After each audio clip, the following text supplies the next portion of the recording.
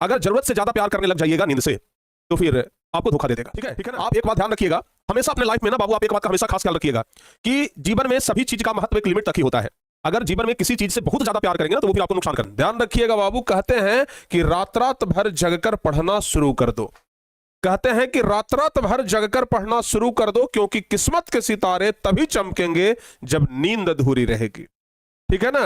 रात रात भर जागकर पढ़ना शुरू कर दो, क्योंकि किस्मत के सितारे तभी चमकेंगे जब नींद अधूरी रहेगी। तो बाबू ध्यान रखिएगा, अगर आप नींद पूरा करने के चक्कर में रहोगे तो नींद पूरा कभी नहीं होगा। ठीक है ना। नींद उतना ही ज्यादा आएगा जितना ज्यादा आप सोएंगे। ठीक है।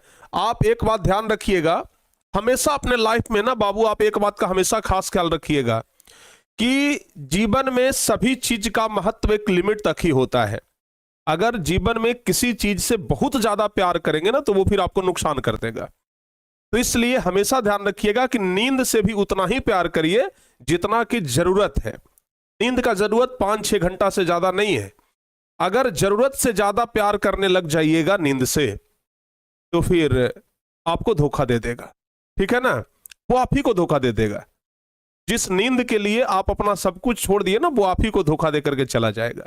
तो इसलिए नींद का महत्व उतना ही भर है जितना कि हमारे शरीर को आवश्यकता है। शरीर का जितना आवश्यकता है, अगर उतना नींद पूरा हो गया तो उससे ज्यादा का जरूरत भी नहीं है। ठीक है ना। तो किसी से भी हद से ज्यादा प्यार ना करो। ठीक है ना। चाहे वो कोई व्यक्ति हो, चाहे वो नींद ही क्यों ना हो। ठीक है ना। नींद अगर बहुत प्यारा है तो समझिए कि आपका जिंदगी बहुत प्यारा होने वाला नहीं है, आपका जिंदगी बर्बाद होने वाला है। तो आलस छोड़िए, नींद को त्यागिए और परीक्षा की तैयारी में जुट जाइए, क्योंकि ये गोल्डन समय है, ये सुनहरा समय है, ये वापस कभी लौट करके नहीं आएगा। ये जिंदगी में कभी भी दोबारा वापस लौट करके नहीं आएगा। ठीक है ना। तो इसलिए इसका सदुपयोग करिए। कहते हैं कि खुद को व्यस्त नहीं व्यवस्थित कीजिए।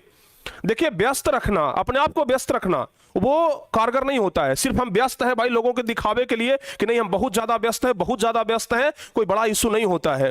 तो खुद को व्यस्त नहीं बल्कि व्यवस्थित रखना सीखिए, और यही सफलता का पहला मंत्र है प्यारे बच्चों। और व्यवस्थित कहने का मतलब कि एकदम क्रम बाय क्रम आप लोगों को पढ़ाने का जो तरीका है, पढ़ने का जो तरीका है, वो प्यारे बच्चों होना चाहिए। समझ गए ना। चलिए, आज का यह बेहतरीन मोटिवेशन आप लोगों को कैसा लगा कमेंट करके जल्दी से बताइए।